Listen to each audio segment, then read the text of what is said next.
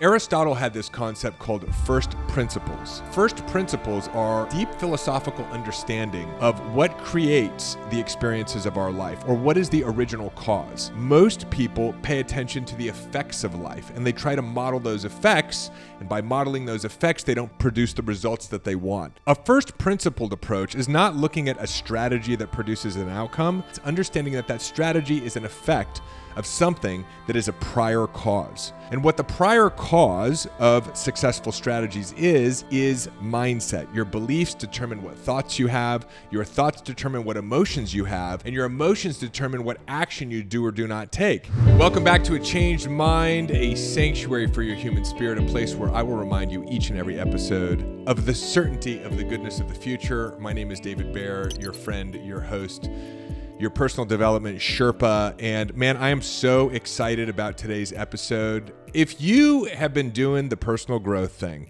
if you've read the books, if you've gone to the events, you're tuned in to these personal development, motivational channels on YouTube, you listen to a podcast like this and you're doing the work, but there's still a disturbance in your force. You get that your thoughts are creating your reality. You're wanting to personally grow, you're wanting to spiritually grow, but you're still experiencing more hustle, more grind, more stress, more anxiety than you would like. And you're trying to find a way that you can create even more without having to strip yourself down emotionally, psychologically, and spiritually. You're going to love today's episode because I'm going to be sharing with you a game-changing distinction. And this actually came out of a question that a very successful entrepreneur asked at a very intimate retreat I was doing at my home around personal growth.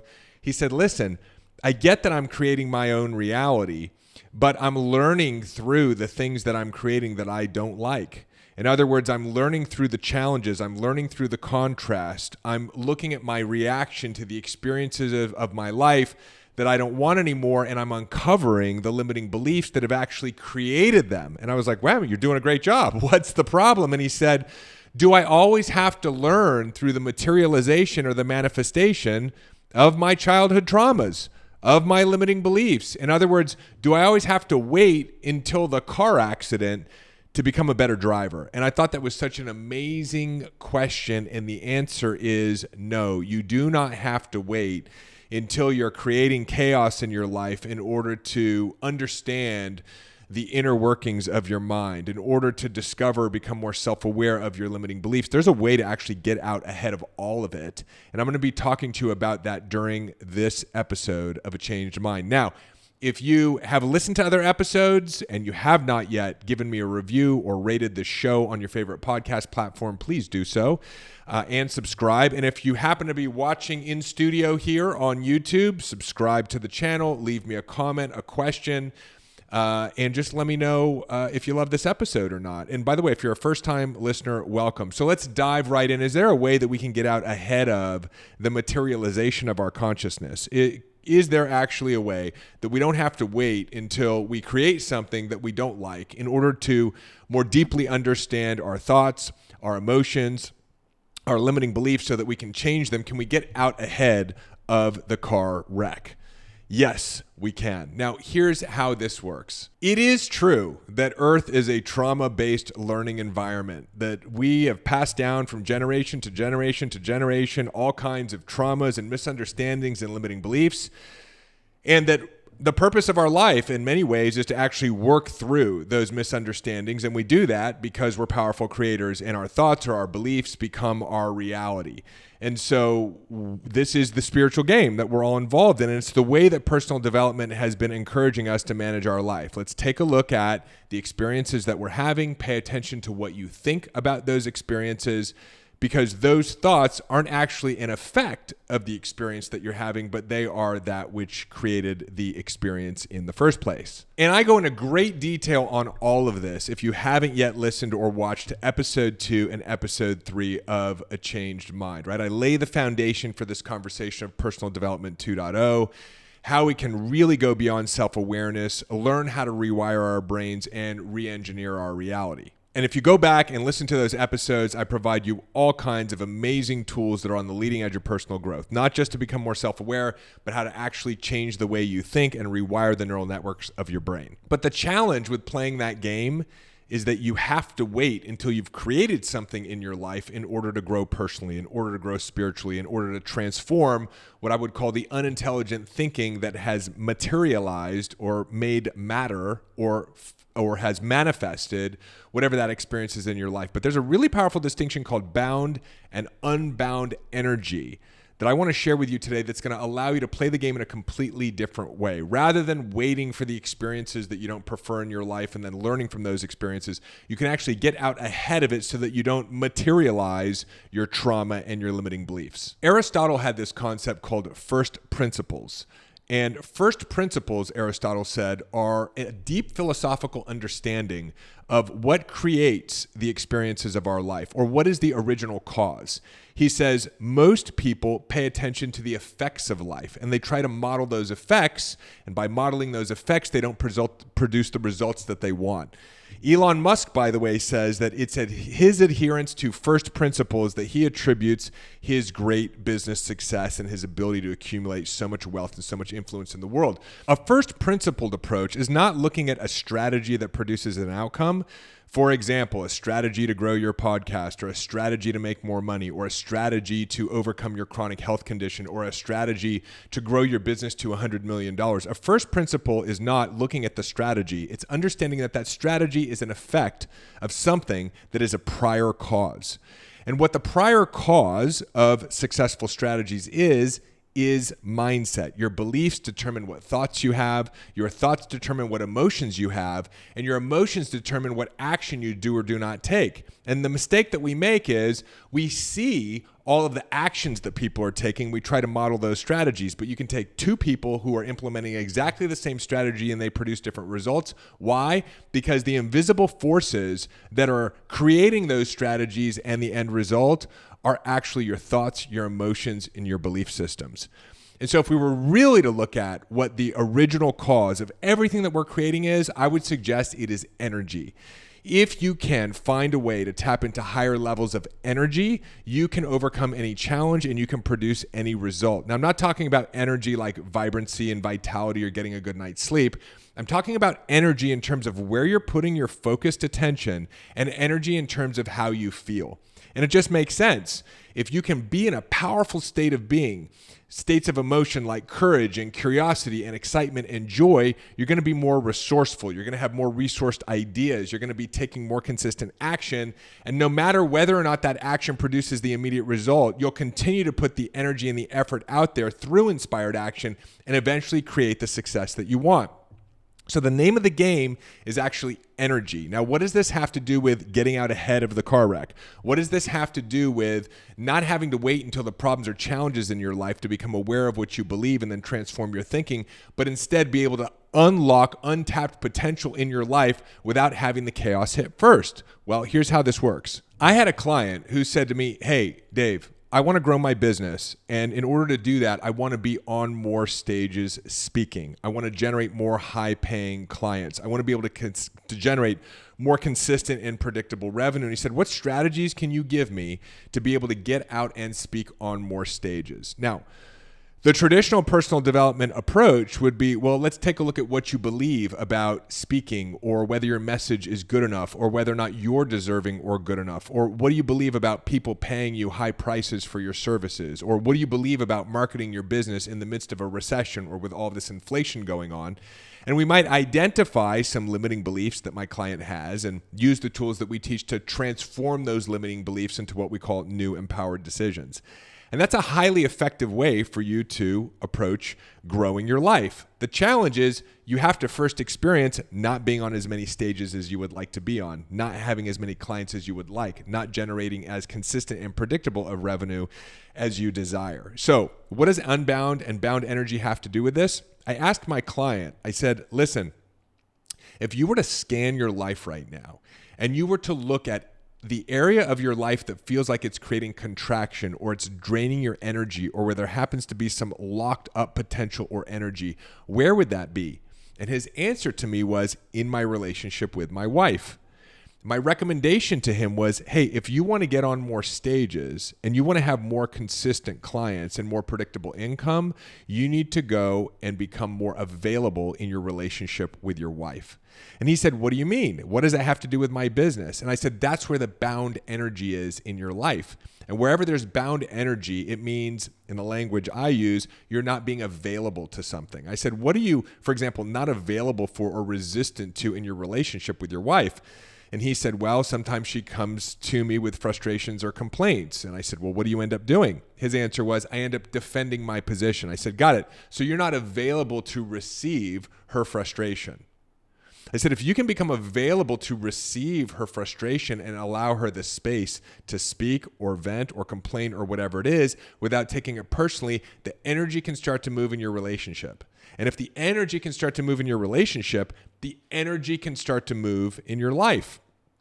I said, where else, for example, are you unavailable in your relationship with your partner? And his answer was, well, a lot of times she has a demand for my time, but I need to grow my business over here. Once I can get our income coming in more predictably and I can start making more money and I can be growing my business, then I can go back and spend some time with my wife.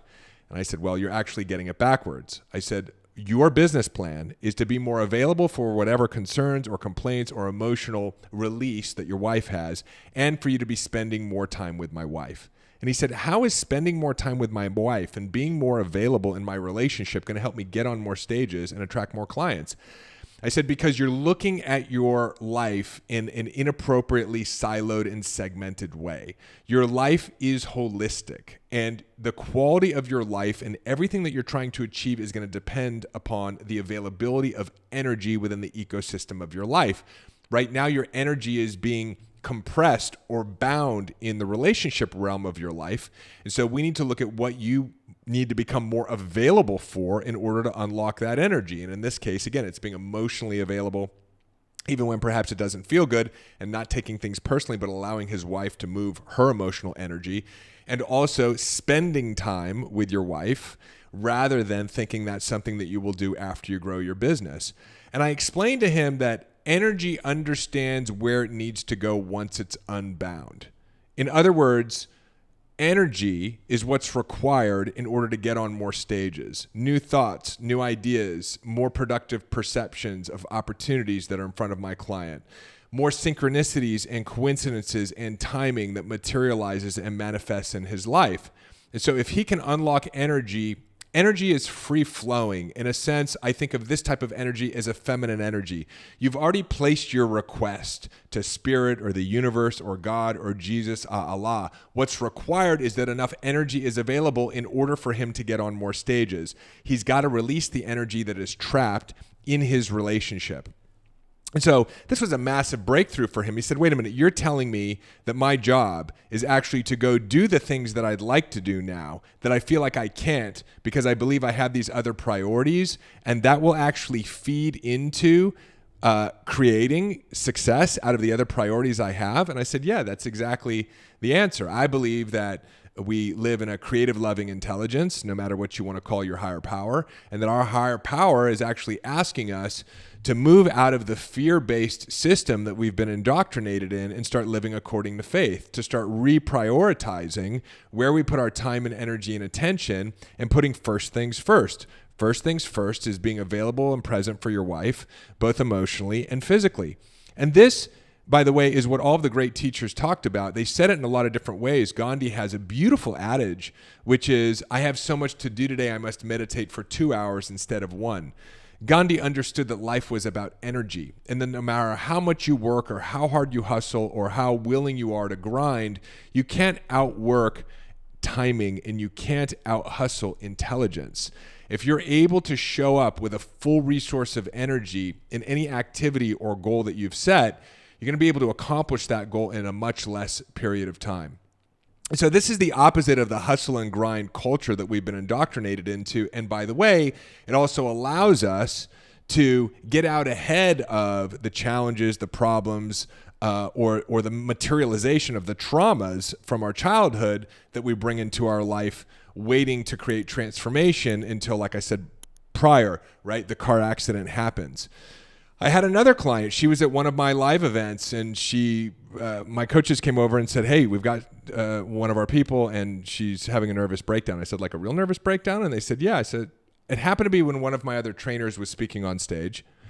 And so I said, "Hey, why don't you come over and we have a conversation? What's going on?" And she said, "Oh, I'm so freaked out. I've only got 4 months of cash flow left. I should have never started this business. I'm not even sure what I'm doing. It was a crazy idea in the first place." She was in a suffering stage, so she wasn't thinking intelligently. Once I helped her calm down, I said, "Hey, before you got into this place that she self-described as feeling suffocated, really trying to figure out the problem and solve her financial situation and grow her business on this very narrow timeline," right? She was under stress. She was in a crisis. I said, "What were the things that you were doing when you were inspired to start this business?" Right? When you had the courage to leave your job and create this new business opportunity that is your passion and you believe your purpose in the world. And she said, "Well, I was going to church once a week." I said, "Okay, cool. What else were you doing?" She said, "Well, there was this cause that I was really passionate about, so I was donating my time once a week to go and volunteer there." I said, "Well, that's wonderful. What else were you doing?" She said, "Well, I was getting together and socializing with friends. I was having dinner with them at least once a week. I haven't done that in months now." I said, "Got it. So here's your business plan. Because we want to be able to unbind the bound energy in your life. That will then translate itself into thoughts and ideas and perceptions and coincidences and synchronicities and timing. This isn't some sort of woo-woo approach to creating success in your life. It's an understanding from a first principles perspective that energy is what translates into thoughts and ideas are what translate into action and strategies. And then outside of that, there is this co-creative element, which is responding to your energy level, which is coincidences and synchronicities.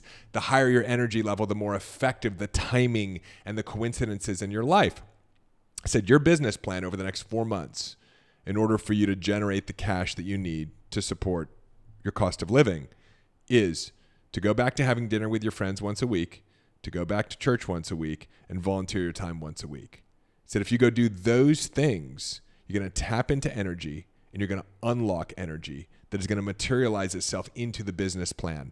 Now, of course, I could give her strategies, but no matter what strategies I give her to grow her business, if she's operating in this contracted state of energy, no matter what she does, she's not going to be able to produce the results. And so if you're operating right now in your life, trying to face a crisis or solve a problem, oftentimes one of the best things you can do is walk away from the problem, right? Go for a walk, play with the dog, take a bubble bath, go listen to some inspiring music, go to the movies, go to dinner with friends. You have to tap into energy, right, in order to become resourceful enough to solve the problem you have. And again, another very useful activity could be at different points, maybe it's once a month, sit down and evaluate where is there bound energy in my life and what am I being unavailable to in that area of my life. Right, maybe you're experiencing bound energy around a chronic health condition. Maybe you're experiencing bound energy around the fact that you're alone and you want to be in a relationship. Well, what can you be more available for?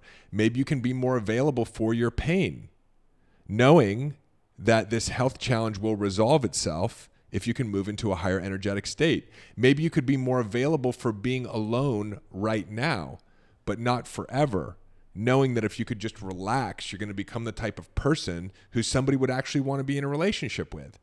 So scan your life, look for where there's bound energy, and ask yourself, what am I being available to, and what would it look like to be more available in this area of my life? On the flip side of that, where can you source energy? What are the things that you do that fill you up? And go do more of those things, even though it seems counterproductive, right? You may be in a place where you feel like, I don't have enough time. I have to figure this out. I already can't get done all of the things that I think I need to get done within this limited amount of time. That's exactly when you need to meditate for 2 hours, as Gandhi would say, instead of 1, right? This is a more elegant, more effective game of creation. Like I've said in other episodes, especially if you go back to our foundational episodes in episode 2 or episode 3, having a powerful living experience, creating change in your life, eliminating any challenges or problems you have, and being expansive and achieving your full potential is not about you figuring out how to do that. It's about having a desire and looking at the resistance that is inside of you to that desire and learning how to transform and let go of that resistance. If you can transform and let go of that resistance, the thoughts, the ideas, the actions, the synchronicities, the coincidences, all of that will align on its own. And I'm not saying that you don't take action, but you'll take inspired action. And there are times where you're just trying way too hard to solve a problem. One of a great book title that I read by a guy named Frank Kinslow, who wrote this wonderful book, is called When Nothing's Working, Try Doing Nothing, right? Sometimes doing nothing is what's required in order for you to get away from the contraction and to move into a more high energetic state. Energy is the solution. The life you love is the result. So if you enjoyed this episode as much as I did, do me a favor. Leave me a comment, subscribe to the channel, and share this episode with a friend. A lot of people are playing the game and making it a lot harder than they need to. And this distinction of bound and unbound energy and getting out ahead of the challenges in our life might just be something that someone you care about needs to hear today. I'm David Bear, and I'll see you in the next episode. Hey, it's David. Hop on over to davidbear.com. Click right here. There's also a link in the show notes, and sign up for our newsletter. You'll get immediate access to my free Mind Hack ebook, as well as a couple of trainings to help you master the inner game. This is a great way to stay informed and be a part of our community and be notified of special announcements. Click below, head on over to the website, get subscribed. If you loved this video, make sure you check out this one or this one, and I will see you in the next video.